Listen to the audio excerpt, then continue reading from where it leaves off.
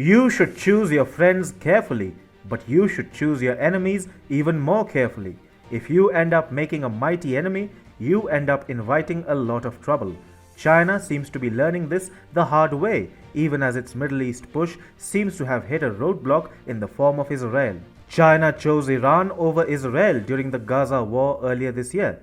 Now, as Biden's poor leadership leaves a huge vacuum in the Middle East, Beijing wants to rush in to fill the space. But Israel isn't letting China fill the vacuum left by the US.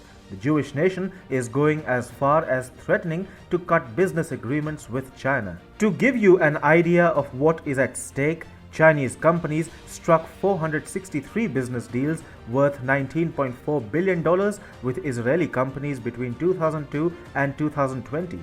This is what Israel can steal from China if the paper dragon tries to hurt the Jewish nation in the Middle East. Hi and welcome. This is TFI Global, the foreign affairs and geopolitical analysis arm of the TFI Media Group.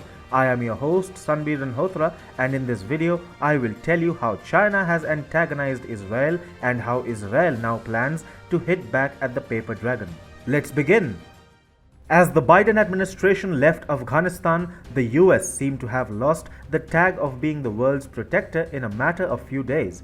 The abrupt American withdrawal and the subsequent Taliban offensive in Afghanistan has left a huge vacuum not only in Afghanistan but also in the Gulf and the Middle East, where US allies seem somewhat insecure now. So, Russia and China, two main US rivals, are looking to fill in the vacuum left behind by Biden.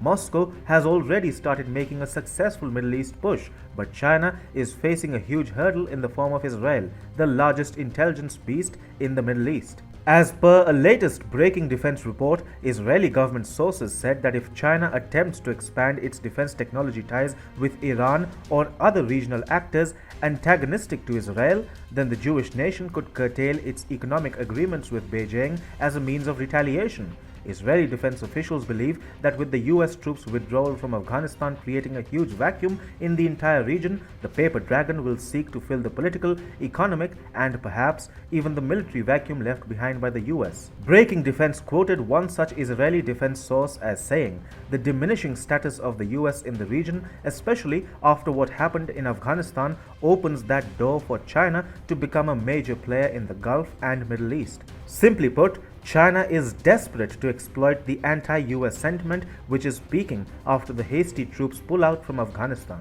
So, Israel is ready with its economic weapons in the Middle East, and it will deploy them the moment Jerusalem feels that China is looking to shore up its presence in the Middle East. Israel understands that China's Middle East outreach will come at its expense. Presently, China invests heavily in Israeli technology, but over the recent past, Israel has realized that China is not a friend. Galia Lavi, a senior researcher in the Israeli Institute for National Security Studies, said, "China continues to support Iran and the Palestinians with no significant harm to its economic relations with Israel, and at the same time continues its economic relations with Israel while being aware of Israel's special relationship with the United States." Lavi, however, added that as the US-China ties deteriorate, slandering the US and its allies is becoming a top priority in the Chinese foreign policy.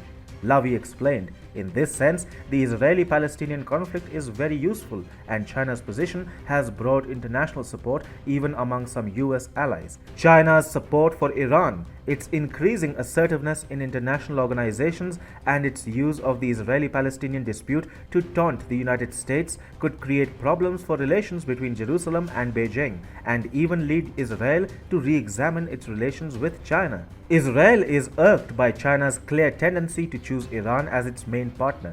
China's agreement with Tehran to spend $400 billion over the next 25 years on the Shiite nation and its decision to support Hamas during the 11-day Gaza war earlier this year has done a lot to damage Israel-China ties. China was way too vocal in its support for the Palestinian cause during the Gaza war. It drafted United Nations Security Council statements which condemned only Israel's actions. Moreover, China tried to use the Gaza war as an opportunity for deflecting global attention from the Uyghur Muslim concentration camps in Xinjiang.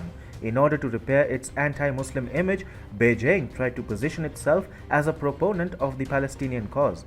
China actually went as far as running anti-Semitic propaganda during the Gaza war. A visibly miffed Israel had then protested against China's anti-Semitic propaganda. The Israeli embassy to China even pointed out a program run by China's overseas state-run broadcaster CCTV. The embassy had tweeted, "We have hoped that the times of the Jews controlling the world conspiracy theories were over. Unfortunately, anti-Semitism has shown its ugly face yet again." It had added, "We are appalled to see blatant anti-Semitism expressed in an official Chinese media outlet." And then, there are a host of factors at play which undermine the Sino-Israeli relationship. A driving force behind China's tendency to choose Iran over Israel is the Abraham Accord signed between the UAE and Israel last year. With the UAE and Israel normalizing their bilateral ties last year, Emirati investment in Israeli technology has shot up. Therefore, Israeli technology is not solely dependent upon Chinese capital any longer. China has lost whatever leverage it enjoyed as the main country investing in Israeli technology. This is why China is itself getting frustrated with Israel. Recently, it even carried out a cyber attack on Israeli systems which manifested the deep cracks in the bilateral relationship between the two countries. We know for a fact that the Trump administration had asked Israel to distance itself from Beijing. The Trump administration seemed particularly uncomfortable with projects like the Haifa port deal, whereby a key US ally like Israel was seemingly warming up to China. But the Jewish nation had then asserted its right to exercise freedom in relations with China. Earlier, Israel used to think that it could maintain strong business ties with China despite its special relationship with the US. However, with China's Iran dealings coming to the surface, Israel fully understands that Chinese outreach in the region will come at the cost of its interests. China is batting for Iran, and therefore it will naturally harm Israel. Jerusalem is, however, indemnifying itself.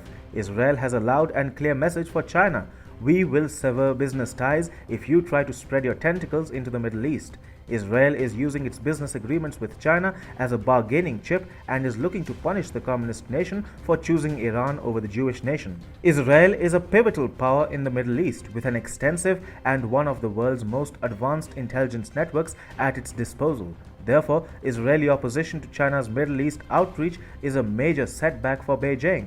Therefore, as Russia and China look to compete and exploit the vacuum left behind by the US, Moscow has a clear advantage over Beijing, given Israel's increasingly anti-China position.